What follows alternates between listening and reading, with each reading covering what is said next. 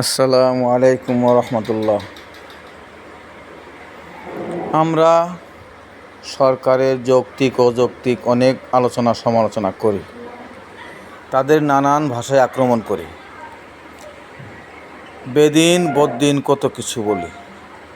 শুধু যে আওয়ামী সরকারের সমালোচনা করি তা নয়, যখন যে সরকার এসেছে তারাই পরিণত হয়েছে টার্গেটে। কিন্তু আমাদের সরকার ব্যবস্থার একটি পরম সৌন্দর্য আছে, তা আমরা খেয়াল করিনি। সরকার প্রথমে জনসাধারণের জন্য হাজার হাজার কোটি টাকা বাজেট করে, তারপর দোয়া করতে থাকে, চেষ্টা করতে থাকে, শেষ পর্যন্ত কিন্তু হয়েই যায়। সরকারের হাজার কোটি টাকার এই হিম্মতের তারিফ করতেই হয়। পক্ষান্তরে যাদের মনে করি বিশাল দিনের ঠিকাদার, তা না হলে কি আর মসজিদ মাদ্রাসার কমিটিতে স্থান পায়? সরাসরি হোক আর পদাধিকার বলে হোক, সভাপতি সেক্রেটারি হলে তো কথাই নেই। তাদের কাছে বড় পীর আব্দুল কাদের জিলানী, খাজা মঈনুদ্দিন চিশতি কিছু না। মাদ্রাসার বড় ছোট সকল আলেমুল আমাদের তালকিন করা শুরু করে দেয়। যদি বলা হয় দ্রব্যমূল্যের লাগামহীন ঊর্ধ্বগতির ফলে জীবিকা নির্বাহে চরম সমস্যায় পড়তে হচ্ছে, বিষয়টি খেয়াল করলে ভালো হয়। আর যাস কোথায়, এবার শুরু হবে নসিহতের ঝড়। যেমন, হুজুর, আসলে রিজিক তো প্রত্যেকের জন্য নির্ধারিত হয়েছে জন্মেরও আগে। তারা নিজেকে বিজ্ঞ বিদ্বান ভাবে, মনে করে আলেমুল আমায় সব জানে না। অজ্ঞতার একটা সীমা থাকা উচিত। খ, আল্লাহর উপর ভরসা করুন। যথেষ্ট ভরসা করলে পাখির মতো রিজিক পাবেন। মনে হয় আলেমদের চেয়ে তাদের ভরসা বেশি। ভাবখানা এমন যেন ইঙ্গিতে বলতে চায়, এই দেখুন আমরা আল্লাহর উপর তাওয়াক্কুল করেছি, কী পরিমাণ বরকত হয়েছে দেখুন।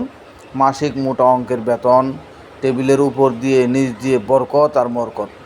অতএব ভরসা করতে থাকুন, পাবেন, অবশ্যই পাবেন। গ, দুনিয়ার লোভ বড় খারাপ জিনিস। লোভ করা উচিত নয়। মনে হয় তারা নির্মোহ আর আলেমরা সবাই লোভী। এরা লোভ আর প্রয়োজনের তাগিদের মধ্যকার পার্থক্য বুঝলে তো?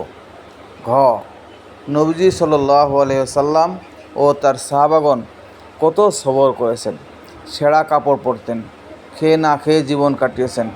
আপনারা তো তাদের উত্তরসূরি। কষ্ট একটু সহ্য করতে শিখুন, অভ্যাস করুন।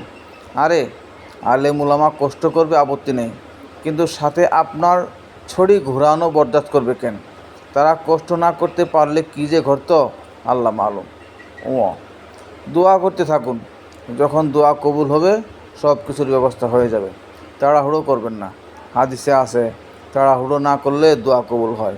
অতএব বেতন বৃদ্ধির জন্য তাড়াহুড়া করবেন না, শুধু দোয়া করতে থাকুন। সব দোষ হুজুরের ঘাড়ে। হুজুর দোয়া করে না, করলেও আল্লাহ কবুল করেন না, কারণ হুজুর তো মানুষ ভালো না। আখেরি নসিহত। তাছাড়া রিজিক বলে কথা, আপনার রিজিক সময়মতো ঠিকই আপনার কাছে পৌঁছে যাবে। একই বলে উদুর পিণ্ডি ভুদুর ঘাড়ে। নিজের দোষ ও দায়িত্ব পরের ঘাড়ে চাপিয়ে দেওয়া। মনে হয় আলেম উলামা ছাত্র জীবনে মাদ্রাসায় বসে বসে ঘোড়ার ঘাস কেটেছে। তাদের কি এসব অজানা? শিক্ষক হয়েছে হাওয়া খেয়ে। আলেম উলামাদেরকে কারো নসিহতের প্রয়োজন নেই। তারা যে পরিস্থিতির মুখোমুখি, এমন পরিস্থিতিতে পড়লে বেঈমানরাও আল্লাহকে ডাকত। আর উলামা হযরত তো প্রথম শ্রেণীর ইমানদার। ওই যা গাশিয়াহুম মৌজুন কাযুলাল দাওয়াল্লাহ মুখলিসিন আলাহুদ্দিন। তাই মনে মনে হাসি আর বলি, যে ওয়াজ করবে মুহাদ্দিস সাহেব, ইমাম সাহেব, তা উঠিয়ে দেয় তাদেরই ঘাড়ে। খবর তো ছিল কমিটি তথা মাদ্রাসা মসজিদ কর্তৃপক্ষ আল্লাহর উপর ভরসা করে পরিস্থিতি বিবেচনায় বেতন বাড়িয়ে দেবে, চেষ্টা তদবির করবে, দোয়া করবে, করতে থাকবে। কবুলের জন্য অধীর হবে না, চালিয়ে নিতে থাকবে। কিন্তু হচ্ছেটা কি? নামাজ পড়াবেন হুজুর, ছাত্র পড়াবেন হুজুর, তাওয়াক্কুল করবেন হুজুর, দোয়া করবেন হুজুর, শুধু আলগা মাথা বড়িটা করবে কমিটি, তাই না? পেঁয়াজ মরিচ আদা রসুন সবজি রেডি করে দেবেন হুজুর সাহেব, আর মুড়ায় বসে বসে তারা শুধু তেলানি দেবেন। ওয়াহ ওয়াহ।